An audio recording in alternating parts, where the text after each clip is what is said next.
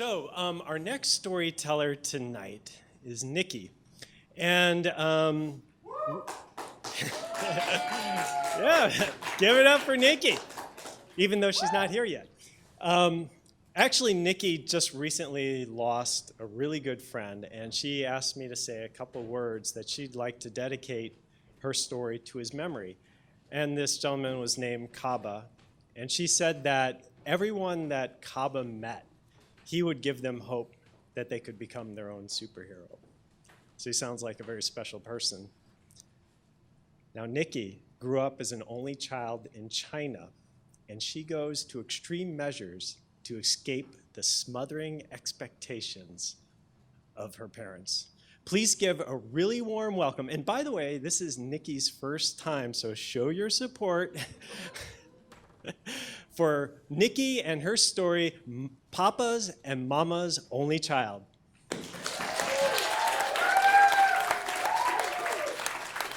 So first, I need to adjust the mic. Hold on one second. I hope it works. So thank you everybody for coming, and hello for everyone. As you can tell, I am Asian, right? And I'm Chinese. I have been a single child all my life. My parents love me the most. They chose my friend. They want the best for me. And then they want me to get a good degree, get a good job, find a good guy, get married, have kids, like blah, blah, blah, blah, blah, blah, blah. However, deeply inside, I'm always wondering, what do I want?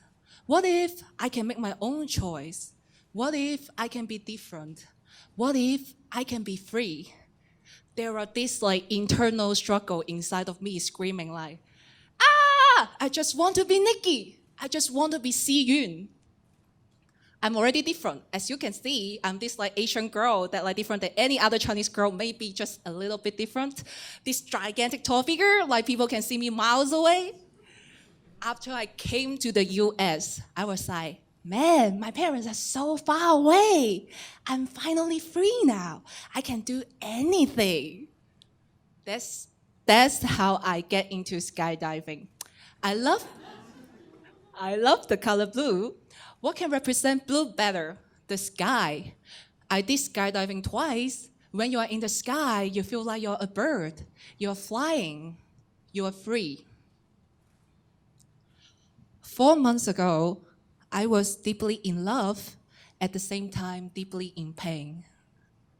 My heart is telling me one thing, that like, I love this guy, I love this guy, I love this guy. And then my brain is telling me another thing. It's like, silly, silly, silly, this guy is hurting you.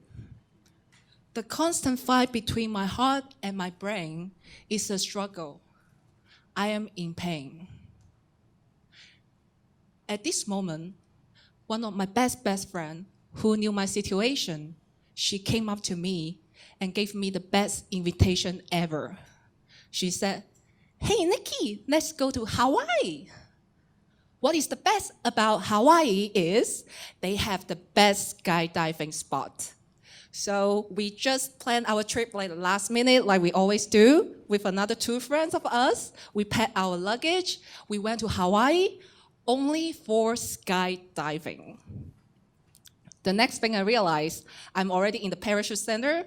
I'm signing like all these wave forms, and then like I will wave this ride, I will wave that ride. All I was thinking is, whose name I should put in my life insurance? I am actually doing a tandem skydive, so I have an instructor. I was only hoping, it's like, please, please give me a good instructor. I don't want to die today.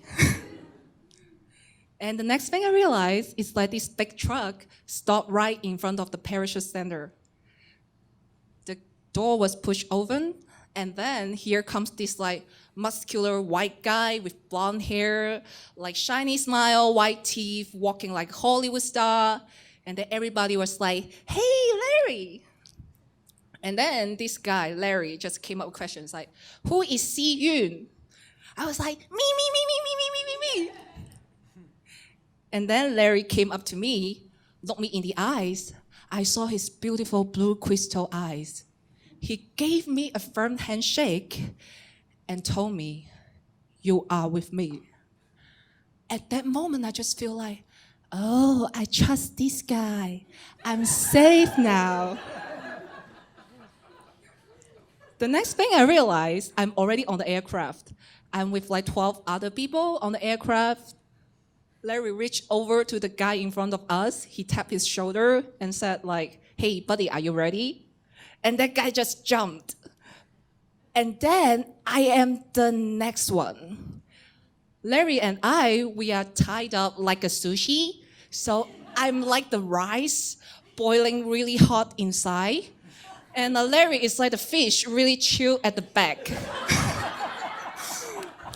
And we scoot over to the edge of the aircraft at the door. So I was grabbing myself really tight and then put all my weight on the leg. I was hoping like, I'm not leaving here, please, please. That was just the natural reaction that you will have. And my intelligent brain all of a sudden like came up with a question. It's like, oh, if I die today, I better know my body better. So I asked Larry, how many times you jump? Larry gave me an answer. He said like 7,000 times. How many times you jump? I was like, this is my third time. And then Larry said like, all right, let's have some fun. I have no idea what he meant, but I felt someone kicked my butt. And then we fell out of the aircraft. Normally, the instructor will open the small parachute and you will be already stabilized. However, what happened to me is we start flipping around like 10 times really fast. What it feels like is you are in the roller coaster upside down 10 times really fast. I was screaming inside.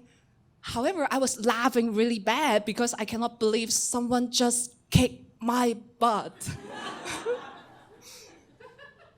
The next thing I hear was like, Larry said, look at the camera. So at the same time, the small parachute opened up, we are stabilized. Both Larry and we have our arms wide open, just like a bird. We smiled, and then we take a picture. This guy, Larry, he never stopped. The next thing he asked the same question again. He said, are you ready to have some fun? I don't really know what he meant again. So I only have one reaction. I said, yes. Normally, at this moment, the instructor will already open up the big parachute. We should be stabilized, gliding very smoothly. However, he let go of the big parachute. We start free falling from 18,000 feet. What that meant is like the LinkedIn building in San Francisco, and then they have 18 of them, and I'm free falling from there without knowing what I signed up for. I start screaming like a baby, like, ah! And then Larry was at the back, laughing really bad. I can feel his heartbeat. He's like, ha, ha, ha, ha, ha, ha. The last thing he said, he's like, look at the sky. At the same time, the big parachute already opened up. We are gliding. So I look up the sky. It was like this beautiful sunset. I saw the sun turning red, orange color, and then gold. All the clouds surrounded it become gold color when we fell through the crowd. And then he said, look at the ocean, look at the ocean. So I looked down to the ocean. I saw this like beautiful, pretty, peaceful Hawaii sea. And then with the wave patching the shore, all the other surfers are so tiny, right there. And I'm just so free in the sky, look down on all the other people. And I feel like, oh, I'm really a bird. I'm just so free, I'm flying. We landed safely. The two other friends who were going to jump after me, they came up and asked, how is the jump? I was like, it's awesome. You guys are going to love it. Larry is great. You guys are going to have fun.